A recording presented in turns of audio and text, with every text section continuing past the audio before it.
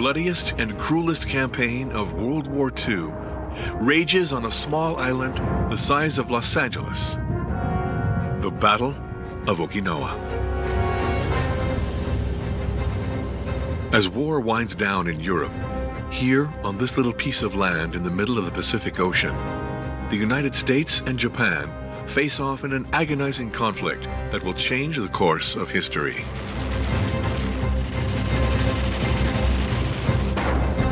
It's gruesome, high casualties. This is really a slugfest, more of a World War I type of battle. On the American side, 180,000 soldiers, an armada of battleships, and thousands of fighter aircraft.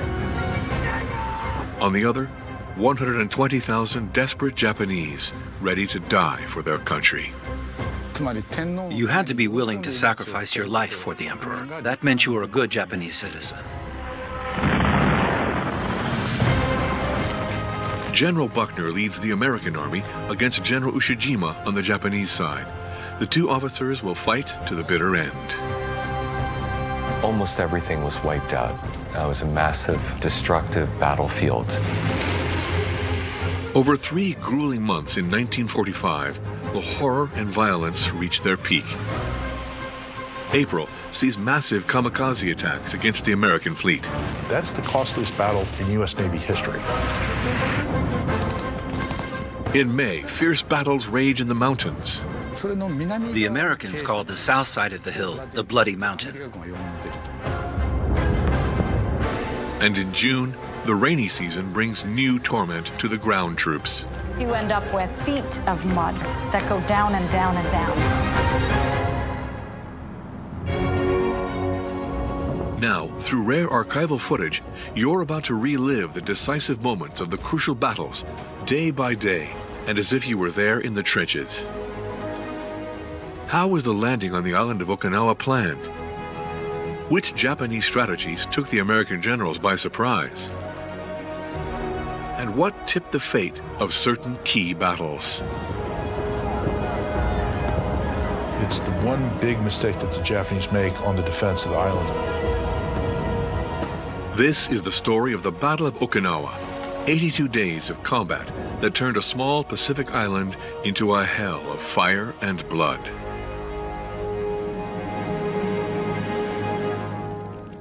The immense scale and strategic complexity of operations like the Battle of Okinawa highlight the critical role of naval power and thoughtful command. Because mastering the seas requires strategic thinking, a lesson you can experience firsthand thanks to our sponsor, World of Warships Legends. World of Warships Legends is a free-to-play naval combat game available right on your console. And it's not just about quick reflexes. Success demands strategic planning as you command historically inspired warships from 11 different nations.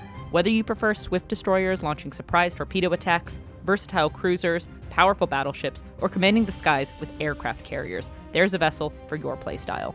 The game is easy to pick up, but offers deep tactical gameplay and endless upgrades for your fleet and commanders. Plus, they've just launched War Tales, a new mode featuring exciting, story-driven PvE scenarios you can tackle solo or with friends. Ready to test your command? Use the link in the description below to download World of Warships Legends today. New players will receive a special welcome pack including premium ships and resources to get you started strong. Check it out now.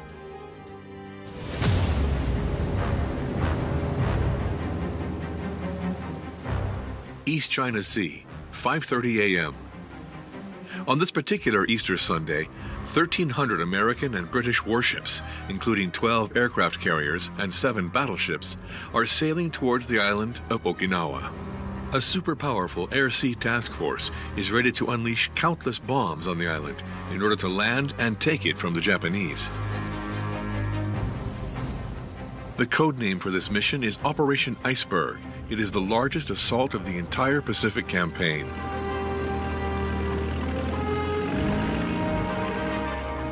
Since the surprise attack on Pearl Harbor by Japanese planes in December 1941, the American Army has set out to conquer the territories of the Japanese Empire. This includes the Marshall Islands, the Solomon Islands, Saipan, and the Philippines. It's been one battle after another throughout World War II. For the American command, landing on the main Japanese island is the last step of this relentless conquest.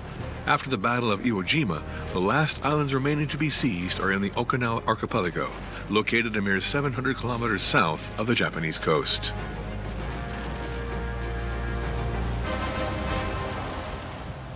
In order to win against Japan holistically, they needed to attack the mainland, whether that was by air, continual bombing would get the job done, or whether they actually had to put boots on ground. In order to do that, they have to get as close as they can. Okinawa is important for two reasons. First, its strategic location allows it to be an ideal base for the invasion of Japan. You've got a lot of good space for airfields. It's the right distance to bomb southern portions of Japan. You've also got a lot of space to have infantry units train and station. The second reason is that it allows the Americans to cut off Japan from its colonies. Taiwan, the China coast, Singapore, Java, all those pieces of real estate are still in Japanese hands in 1945. Japan's an island, and most of its economy is based on shipping, so it's easy to hit that with either ships or with planes. The 10th American Army is tasked with invading Okinawa, a force of 180,000 men under the command of three-star General Simon Bolivar Buckner. Facing them, Japan has had time to prepare its defense. 80,000 soldiers of the 32nd Japanese Army, led by General Ushima Mitsuru, are stationed on the island.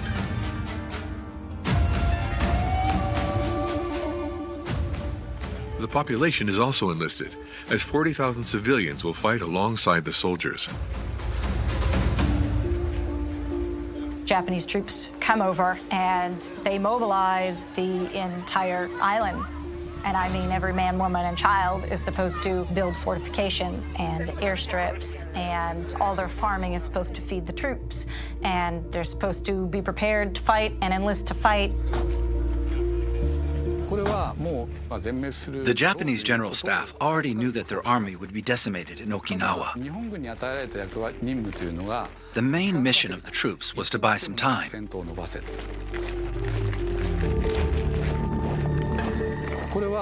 No matter the cost, they had to delay the battle that would soon occur on Japan's main island, even just by one day. The army and the emperor himself were aware that the island of Okinawa would eventually be occupied by the American troops, but they needed more time to get ready before fighting the Americans on their own turf.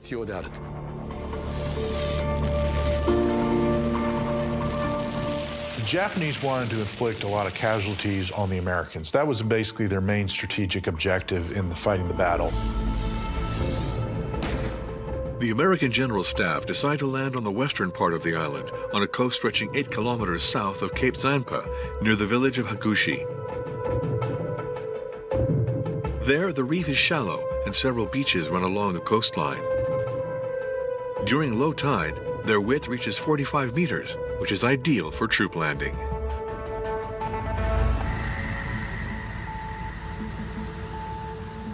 While 1,200 troop ships approach the coastline, the air and sea force blaze a trail for the soldiers that are ready to land.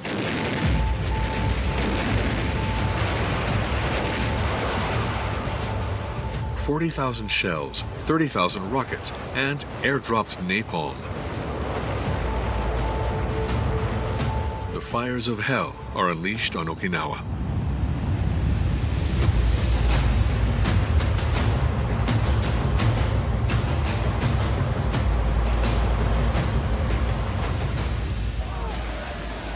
At 8:30 a.m., the first American soldiers set foot on the beach.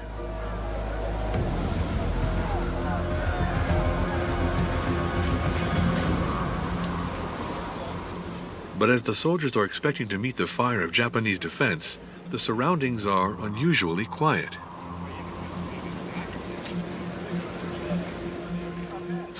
When the Americans landed, there were hardly any Japanese soldiers. They faced no resistance. When the soldiers arrived on April 1st, it almost felt like they were going on a picnic. They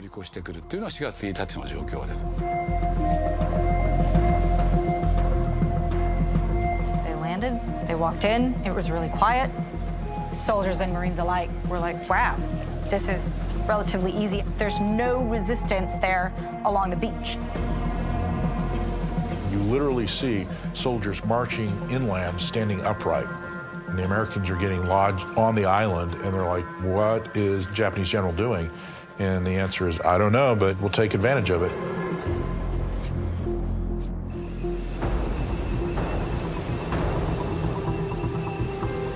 However, the lack of resistance to the American landing is in fact a deliberate tactic on the part of the Japanese command. The Japanese air forces were heavily damaged and destroyed. At this point, they really didn't have the fuel to make some of those operations. The thing that they decide to do is they're going to defend inland. They're going to defend away from the beaches so the Americans can't use their big guns from their battleships against them. So what happens is the landing force lands on the beach, and everyone is expecting, you know, horrific casualties, and they're literally like, where are the Japanese? The first day of Operation Iceberg is a complete and unexpected success for the American force. In just a few hours, an area of 14.5 by 5 kilometers is already secured, while the airfields of Kadena and Yomitan are seized by the infantry. The death toll on the American side amounts to 28. In comparison, the landing in Normandy had caused 10,000 casualties on the first day alone. Nonetheless, the Japanese forces are ready to fight. A section is stationed up north, notably on the Motubu Peninsula, while the majority are lying in wait in the southern part of the island along the Shuri Line. It's a mountainous area made of hills where the soldiers have dug tunnels to hide as they await the enemy. For the Americans, the Battle of Okinawa is far from over.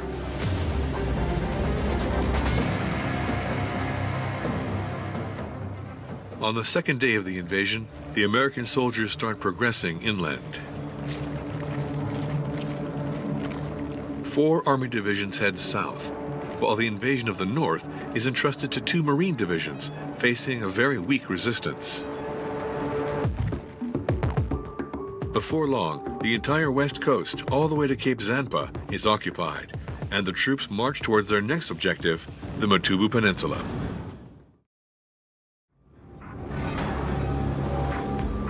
But as the soldiers gain ground, in the open sea, the naval force must face a relentless and unpredictable threat.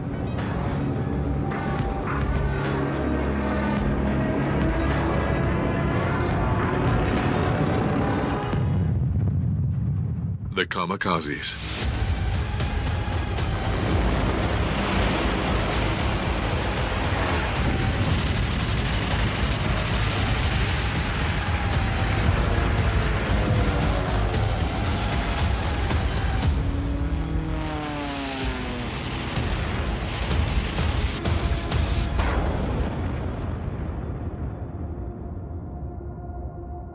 The kamikazes were basically young, relatively inexperienced pilots. They didn't have a lot of aviation fuel left in Japan, and they didn't have a good way of replacing pilots that they had lost. And when you go into combat, you're always going to take casualties. Japan didn't have any more high-performance planes or qualified pilots at its disposal to conduct traditional bombing operations. So the General Staff decided to round up teenagers and ask them to simply crash on the ships. Back then, it was considered an act of bravery. One had to be willing to sacrifice his life for the emperor. That meant you were a good Japanese citizen. It was utter madness, pure fanaticism.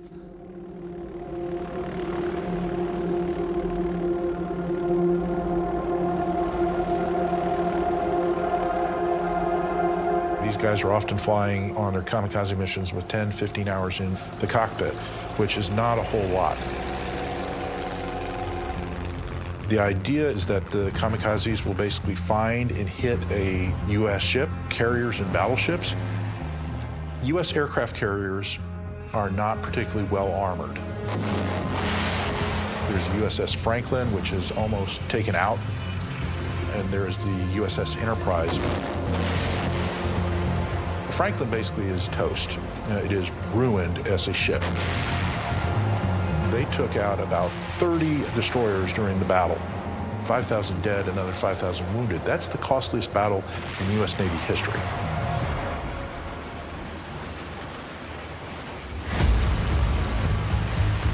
You're hitting destroyers, boom, boom, boom, boom. The Navy is going, move faster, we gotta get these guys out of here. So the kamikazes were really, really hitting them hard. In some cases, because it was so close, they could actually see the face of the pilot. Those images really stayed with people who experienced those attacks firsthand for a very long time afterwards.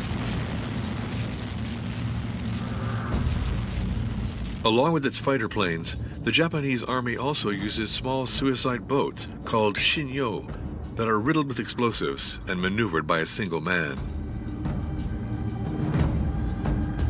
You tend to think of kamikaze as only being pilot, but kamikaze is a way in which they fight that is the pilots, that is the boats. A lot of it was being aimed at ammunition transports, so you can kind of cut off on some of that advantage that the U.S. had in terms of supplies, ammunition. The objective is not suicide. The objective is victory. The Japanese army stops at nothing to damage the American war arsenal. Hoping to weaken it furthermore, Emperor Hirohito decides to go all in and hit the Allied fleet stationed off the coast of Okinawa with full force by ordering Operation Tengo.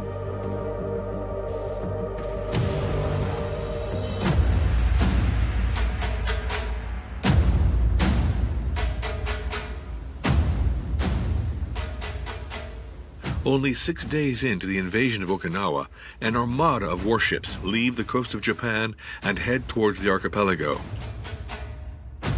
Among them is the Yamato, the largest battleship in the world.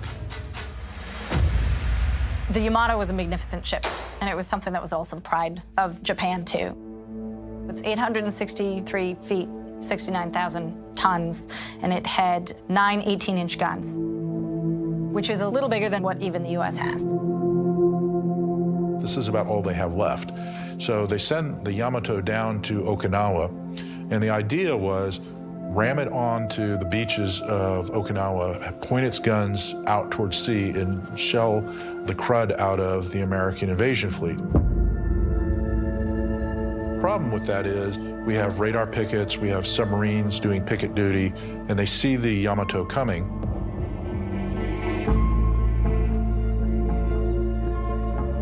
When the Yamato and its escort passed the Osumi Peninsula while heading south towards Okinawa, Admiral Spruance, the commander-in-chief of the American Army in the Pacific, gives the order to launch an immediate counterattack.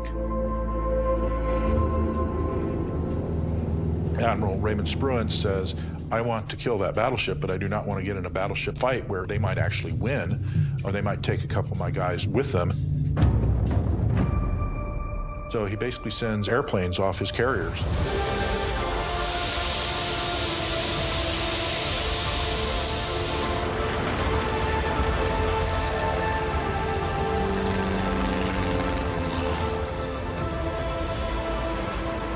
In just a few hours, the American aircraft carriers hurl some 386 fighter planes towards the Japanese armada heading towards Okinawa without any air cover.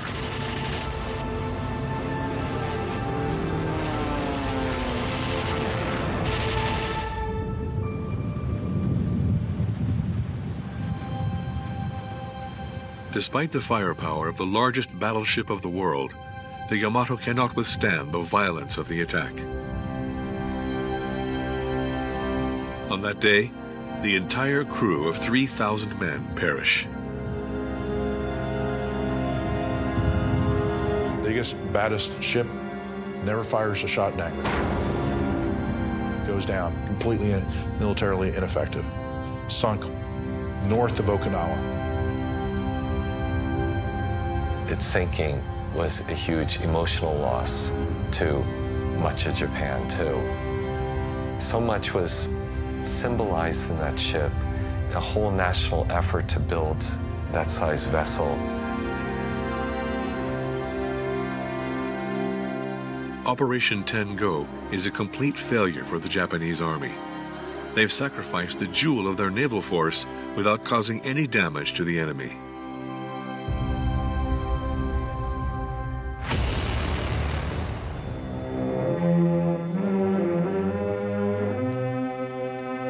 From his beloved second home at Warm Springs, Georgia, the body of Franklin Delano Roosevelt moves on the first stages of its journey to his final resting place.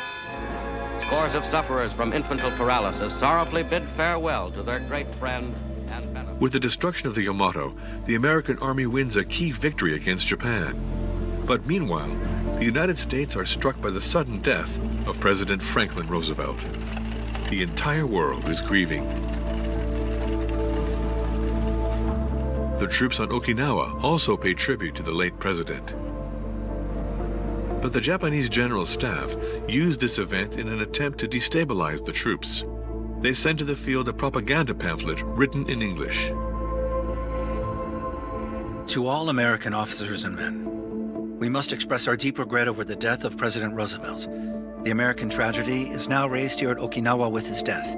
You must have seen 70% of your CVs and 73% of your Bs sink or be damaged, causing 150,000 casualties. Not only the late president, but anyone else would die in the excess of worry to hear such an annihilative damage. The dreadful loss that led to your late leader's death will make you orphans on this island. The Japanese Special Attack Corps will sink your vessels down to the last destroyer. You will witness it realized in the near future. The numbers are totally whimsical, but the text clearly shows that the Japanese troops are willing to fight till the end, and they make sure their enemy is aware of it.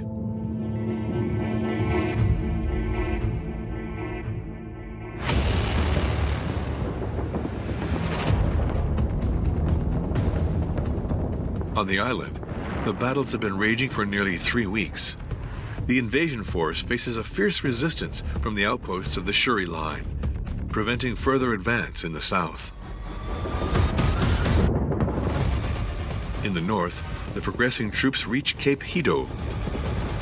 The last pocket of resistance is now surrounded on the Motobu Peninsula, near Mount Yaitake, the Japanese headquarters of the North Sector.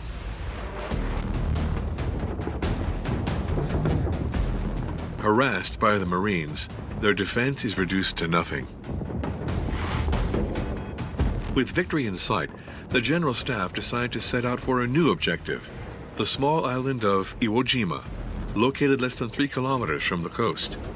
This strategic spot has 3 takeoff runways and radar equipment, which are indispensable to establish air domination.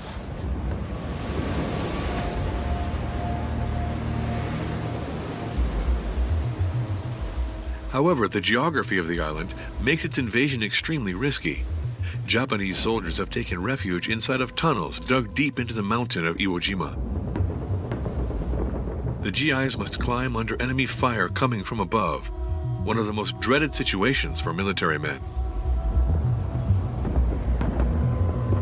The Americans called the south side of the hill the Bloody Mountain.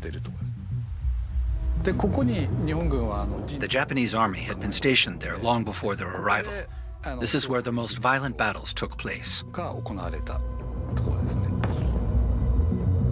So what you had there in terms of Japanese forces is about 930, 950 actual uniformed troops, about a battalion size worth. But they were augmented by Okinawan conscripts and augmented by a lot of civilians.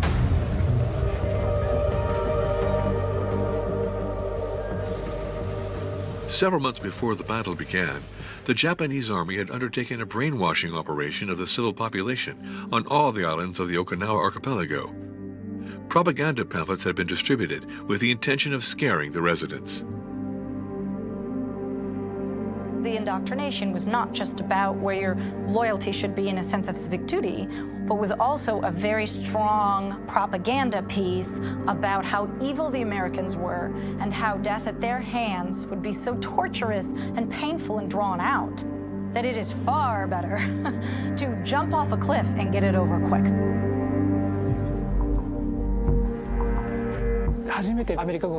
We can easily imagine the fear of the civilians who saw American soldiers for the first time. They'd been ordered not to be taken alive. They panicked. Only a few people had received grenades to commit suicide. All the others died decapitated, strangled with ropes, or hit with pieces of wood or rocks. The men couldn't bear the thought of their wife and children being captured and humiliated by the American soldiers. They'd rather kill them with their own hands.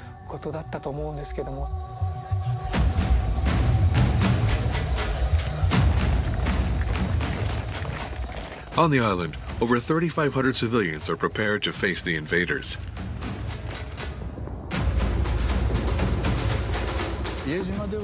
On the islands of the archipelago, including Ushima, many civilians were mobilized and turned into soldiers, including women. They were given grenades to attack the Americans. In Japanese, we call that kirikomi.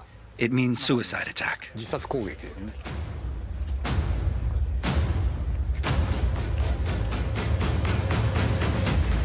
You'd have women running around with spears, women with their children strapped to them, still fighting the battle and defending the caves and all of that, which made it a very shocking type of combat for the American soldiers to handle and take over.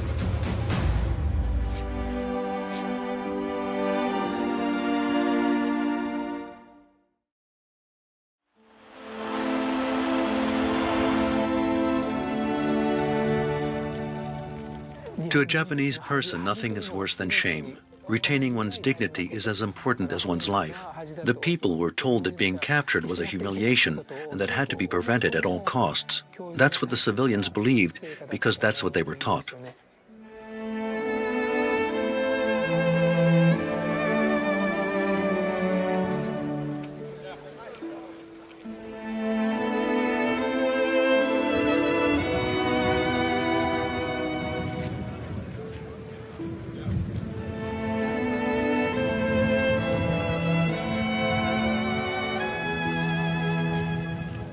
The battles on the small island of Iwo cost the lives of 4,700 Japanese, while only 149 are made prisoners. On the field, as the battle enters its fourth week, the American soldiers now realize that the hell of Okinawa has just begun.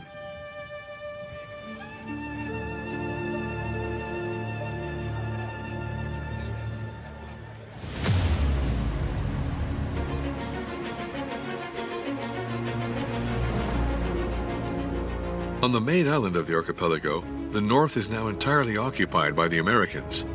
But in the south, the battles continue. This mountainous sector favors the Japanese, who have had time to organize their defense.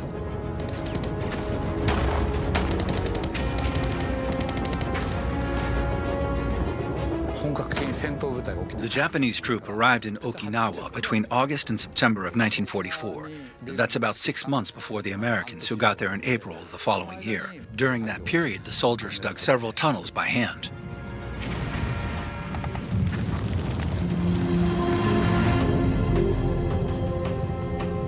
Every crest of every hill is the theater of fierce battles, and it often takes several days to capture a single position from the enemy.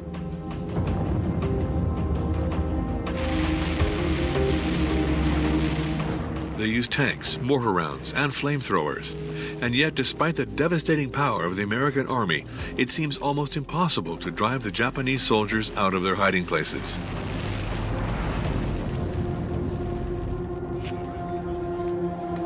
They had enough munitions to hold on for 6 months. This is the best supplied Japanese army unit that the Americans have encountered in the Pacific War. It's gruesome, high casualties, low yards, in fact, no yards taken in some cases. This is really a slugfest, more of a World War I caliber than a World War II type of battle.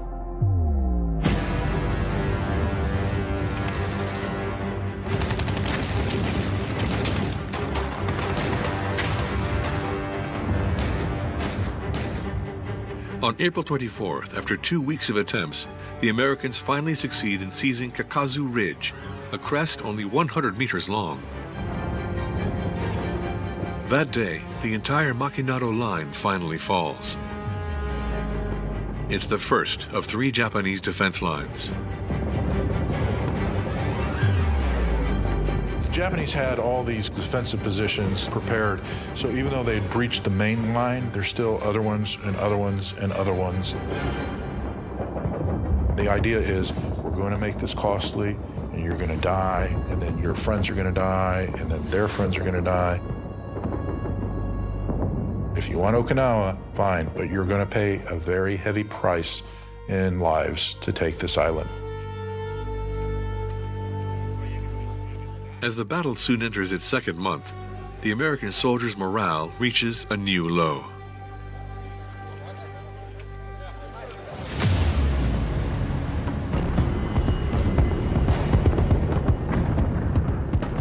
In the beginning of May, combat in the hills is raging.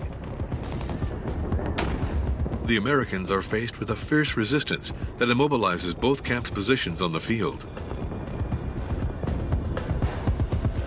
However, on the Japanese side, a disagreement arises between General Ushijima's 2 advisors. General Hiroshima Yahara, in favor of an ultra-defensive strategy, recommends that the troops remain in hiding in the island's caves as long as possible, whereas General Isamu Sho encourages them to reassess their strategy. General Cho, the chief of staff of the 32nd Army, was more old school in the sense that he believed in, attack, and he didn't like Colonel Yahara's defensive tactics. So he convinces Ushijima to launch an offensive attack against the 10th Army.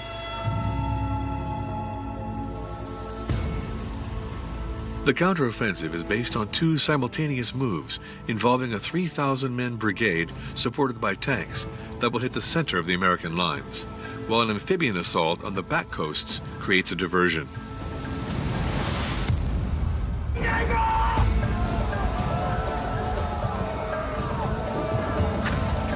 The Japanese come out of their trenches, they start charging, a little bit of a bonsai charge.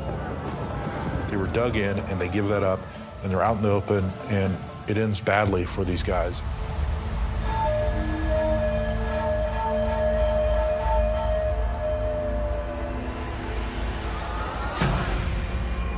The counterattack is a complete disaster.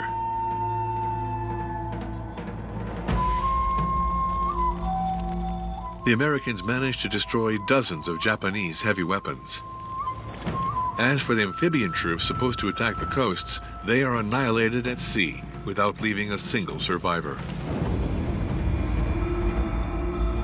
It's the one big mistake that the Japanese make on the defense of the islands, and it accelerates the Japanese defeat because they were holding. I mean, the Americans are like banging their heads against this, making no progress. Suddenly, the Japanese do the Americans a great favor.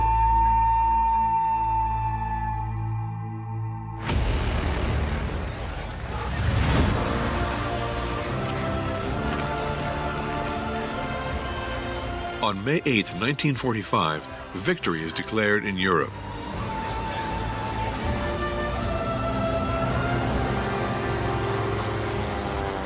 Populations around the world are celebrating after 7 years of war. Meanwhile, thousands of kilometers away, battles keep on raging in the Pacific. Japan hasn't surrendered. The American soldiers engaged in this fight must try and survive the nightmare of Okinawa. The end of the war in Europe on May 8th doesn't really matter that much on Okinawa. The guys who are in the front lines are still in the front lines. They're still trying to accomplish a military mission, still trying not to get killed by the other guy.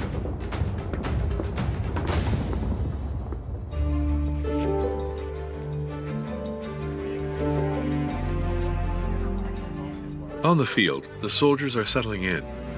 The slightest truce is an opportunity to regain some sense of a normal life.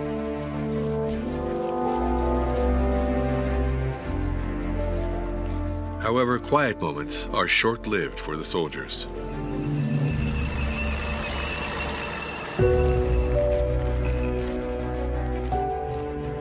Day after day, they must head back to combat. Each meter gained in the south gets them closer to victory and their dream of ever coming home.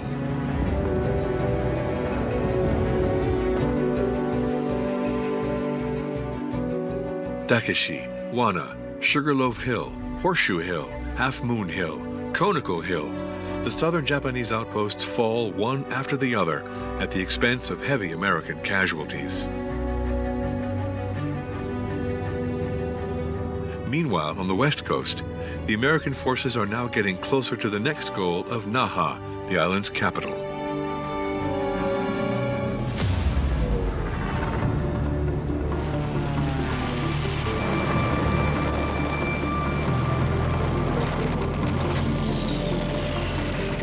In the last few days, the bombing of Naha by the American Air Force has intensified. On the field and around the city, the violence of the battle is horrifying.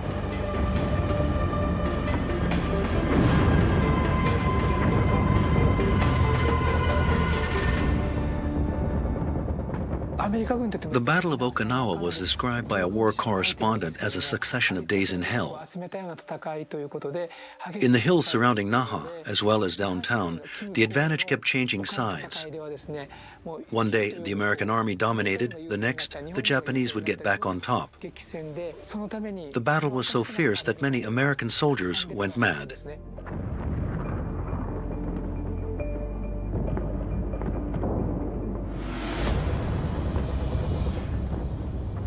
It takes 6 days for the Americans to capture the city. On May 17th, the GIs enter the devastated capital after weeks of bombing.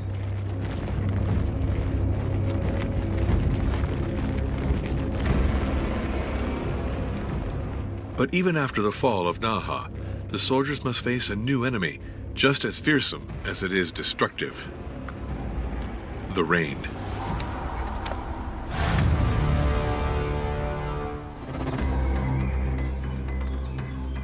After the capital, the American General Staff must tackle the Shuri Castle, the Japanese headquarters of the South Sector. The troops' progression on the western and eastern fronts allows the Americans to surround the location. But Shuri Castle is an extremely protected fortress, sitting on top of a mountain riddled with tunnels. And the extreme weather conditions considerably slow down the soldiers' progression. When you have steep areas that are very muddy, it becomes difficult for vehicles to move, tanks to move, personnel to move.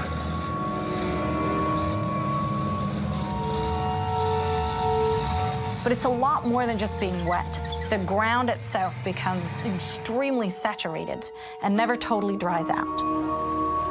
So you end up with feet of mud that go down and down and down and down.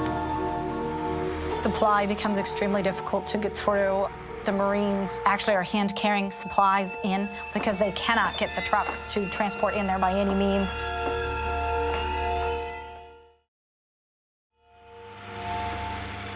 Of course, it affects the air. You're not going to be flying in terrible, rainy, awful electric weather. If you happen to be holed into a cave, of which the Japanese are, that again affords them an advantage.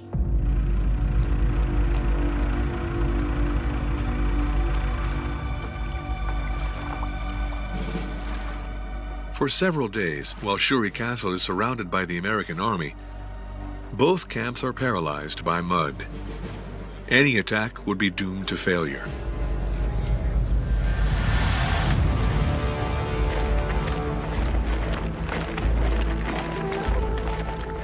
Confronted with this desperate situation, General Ushima orders his troops to fall back in the south. Thanks to a lull, American surveillance aircrafts are able to spot the maneuver. General Staff launched the final assault on Shuri Castle, now deserted by the Japanese.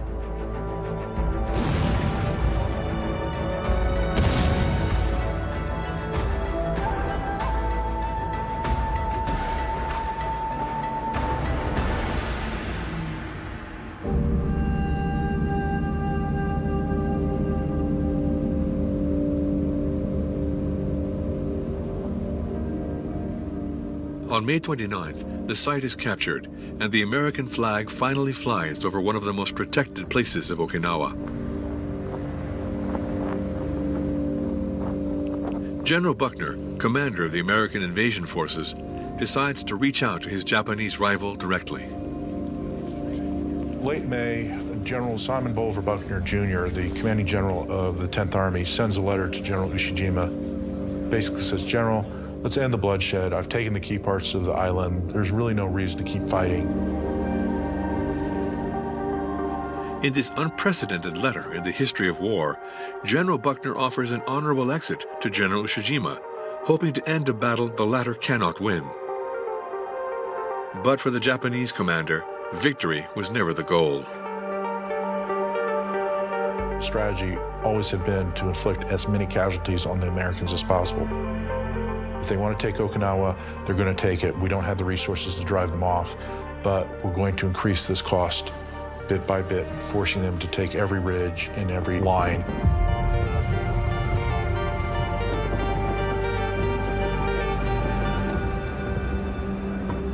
He ignores the letter. There's no response. Following General Ushijima's refusal to surrender, the Americans start chasing the Japanese troops across the vast plains in the south of the island. Almost all of central and southern Okinawa were destroyed. Buildings, farmlands, trees, almost everything was wiped out. It was a massive, destructive battlefield. In June, when the troops started to retreat to the south, the entire Japanese organization started to collapse. At that point, the soldiers were only trying to survive. The people of Okinawa, who had been recruited by the army, also tried to run away. It's understandable because they weren't even soldiers in the first place. They had no military training. At that point, they realized they didn't want to die in this never-ending battle.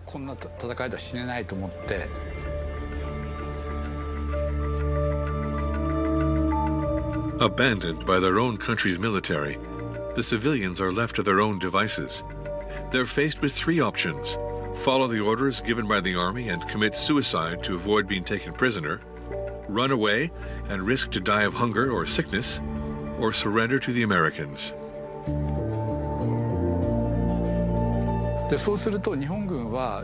Japanese troops were forcing civilians to come out of their caves. They took their food, and those who refused to leave were simply killed by the soldiers. Even those that were spared by the Japanese army were forced to leave and found themselves defenseless. They were exposed to the American bombings, facing a certain death.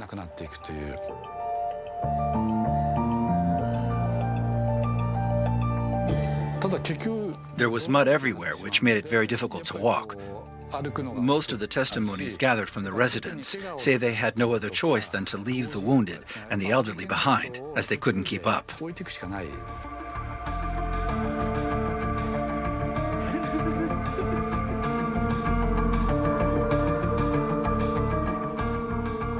The American army tries to convince the civilians and the soldiers to surrender by dropping leaflets by plane.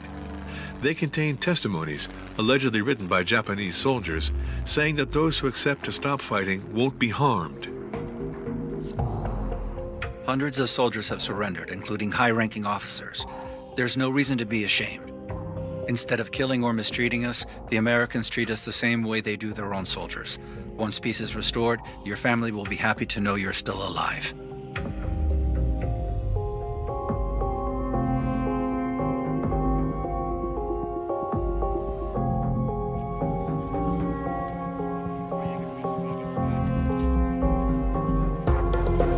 Unfortunately, those instructional leaflets weren't always believed or trusted.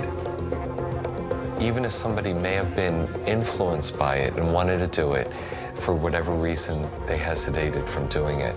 And that's because of propaganda against them earlier, that the Americans are all rapists and they'll murder you.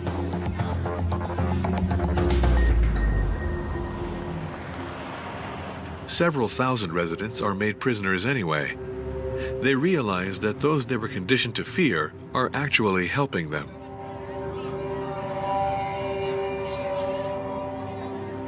Family members survive, and then they're angry when they discover that the Americans are actually decent, giving them food, medical supplies.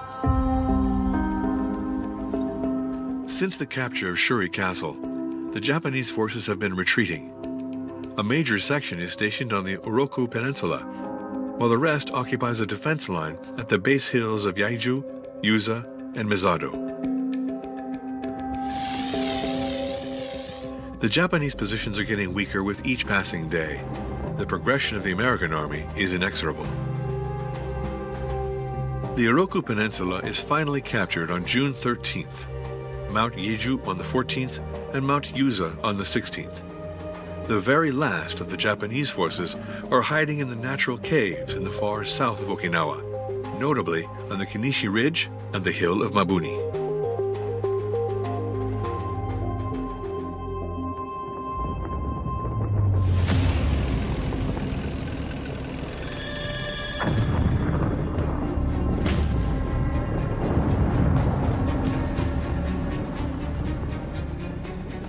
On June 18th, as the American army feels victory within its grasp, General Buckner comes to look over his troops on the front line. These are the last images of the American commander. A few seconds later, he's hit by shrapnel from Japanese artillery fire. He dies from his injuries shortly after. He is the highest-ranking American officer to be killed in combat during World War II.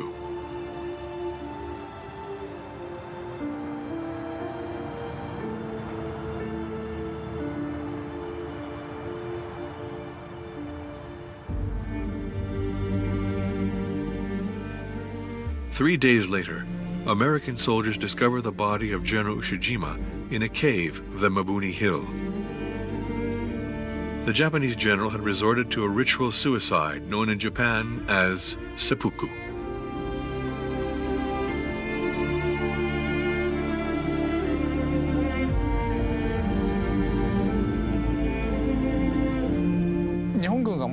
The Japanese army was going to be defeated. It was inevitable.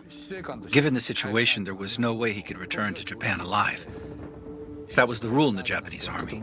To surrender was unimaginable. He was hiding in a tunnel on the side of the hill, and the Americans were closing in. He was stuck.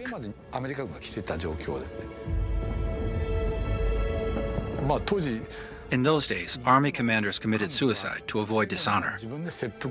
If they died by their own hand, they could somehow save face.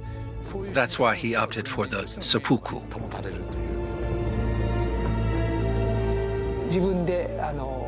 He disemboweled himself and asked one of his men to cut his head off.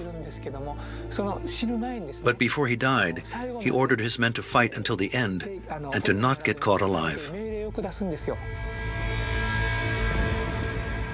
While the last remaining resistance pockets fall into the hands of the Americans, the two generals who led the Battle of Okinawa are dead, as if fate had decided that this nightmare now had to come to an end.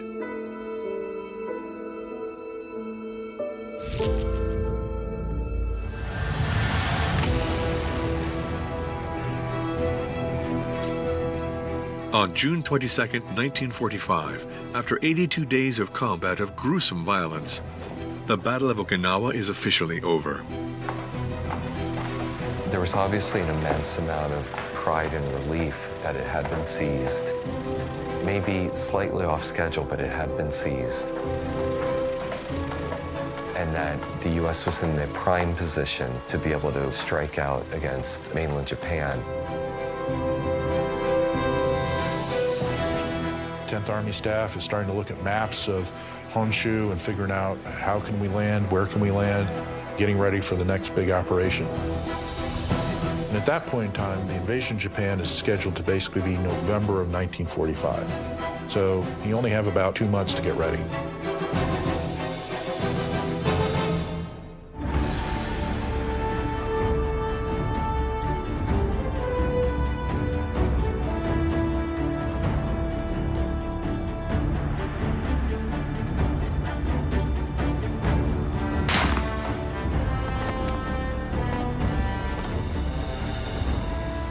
The conquest of the island has claimed the lives of 12,500 Americans and wounded 35,000 more. Confronted with the death toll of this magnitude and the pressure of a country refusing to withstand more casualties, the General Staff start reconsidering their invasion plans of Japan. There is a sad irony about the Battle of Okinawa. It implanted the correct idea that a landing on mainland Japan is going to be so destructive, and it's going to take possibly 1 million forces to land and seize, that it's just going to be so horrific that maybe the use of the atomic bomb was necessary.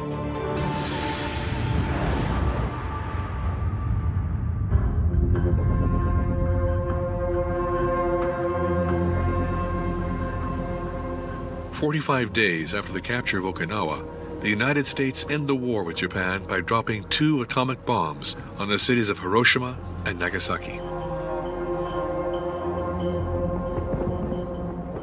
The Battle of Okinawa is therefore the last one of World War II. It has destroyed 90% of the island's buildings and cultural heritage, while costing the lives of 150,000 residents. After the end of the war, the Americans remain on the island in order to establish their main Pacific bases and implement a system allowing the people to regain a normal life.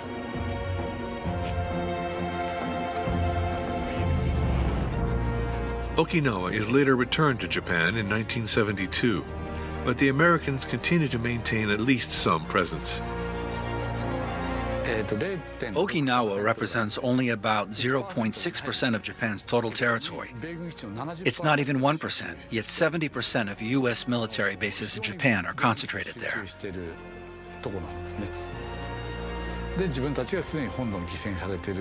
The residents still feel like victims, and their memories of war remain quite vivid. In a way, the battles that devastated Okinawa are not over for them.